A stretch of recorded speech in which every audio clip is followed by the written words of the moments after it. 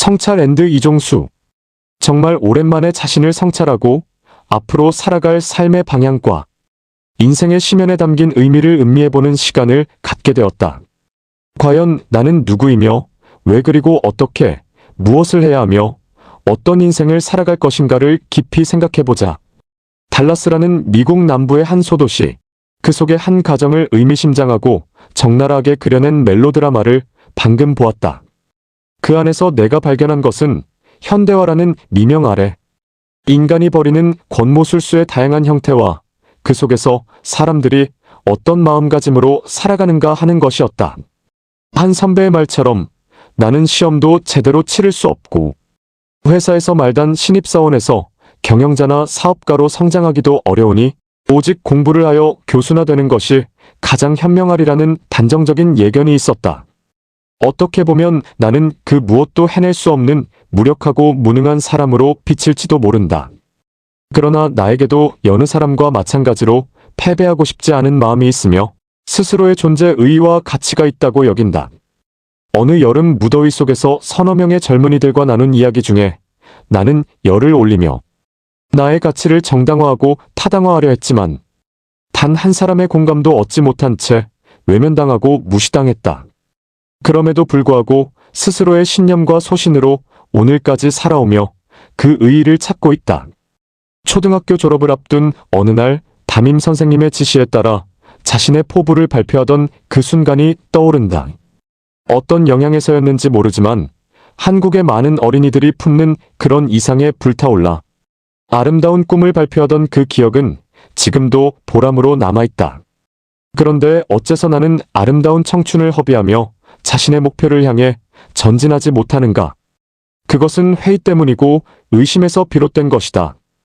그 꿈이 세상에서 값진 일이 아니며 언제 어느 사회에서나 존재하는 별반 가치 없는 희망에 불과하다는 생각, 그리고 자신의 가치를 빛내줄 만한 것이 못 된다는 불만과 좌절이 나를 올가맸기 때문이리라.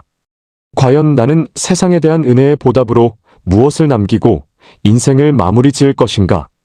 스스로에게 부끄럽지 않은 일을 이제야 다시 찾으려 한다는 것 자체가 어리석어 보이기도 한다.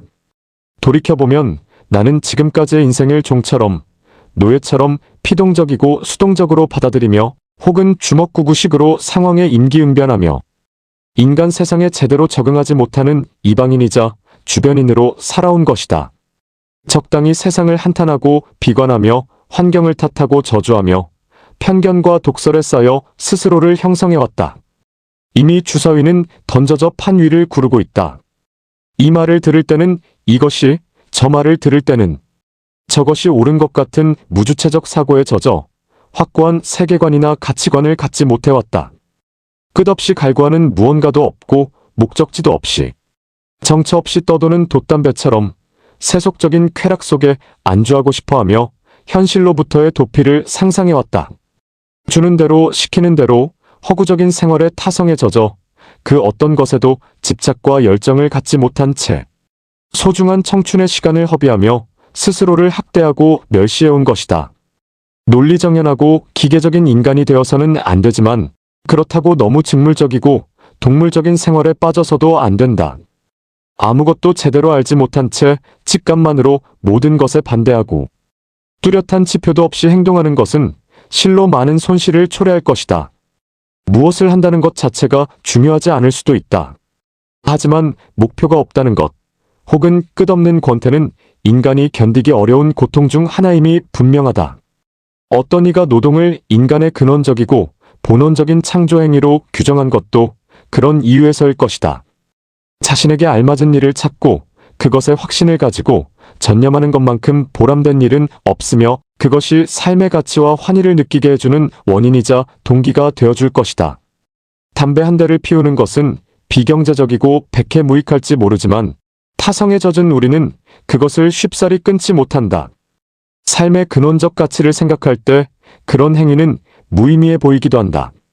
조건반사화된 습관 속에서 자신의 장점을 더욱 키우고 단점을 줄여나가는 것이 삶을 살아가는데 유익한 방향이 될 것이다. 내가 이토록 방향도 잡지 못하고 방황하는 이유는 어디에 있는가? 이것은 젊은 날의 일시적인 우울증이나 소시민적 감상이 아니다. 자신의 문제를 진지하게 들여다보고 올바른 길을 찾아가려는 진지한 고민이다. 그 첫 번째 원인은 가치관의 불확실성, 즉 유약함과 우유부단함에 있다.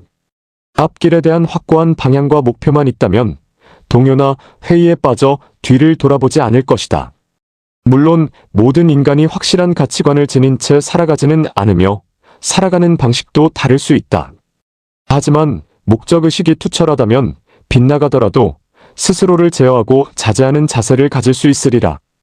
두 번째는 목표에 대한 자신감의 부족에서 비롯된 망설임이다. 자신이 좋아하는 것, 목적하는 바를 이룰 수 있다는 확신이 있다면 무엇을 두려워하겠는가? 가보지 않은 길이기에 그것이 얼마나 험난한지, 어떻게 나아가야 하는지 확신이 서지 않는 것은 당연한 일이다. 마지막으로는 제대로 된 삶의 표본을 갖지 못했다는 것이다. 인생에 대해 조언해주고 사표로 삼을 만한 사람을 주변에서 찾지 못한 것이다. 모든 것이 낯설고 스스로 개척해야 한다는 부담감이 나를 주눅들게 했는지도 모른다. 누군가가 방향을 제시하고 이끌어준다면 그것을 따라 나아가며 몰입할 수 있을 것이다.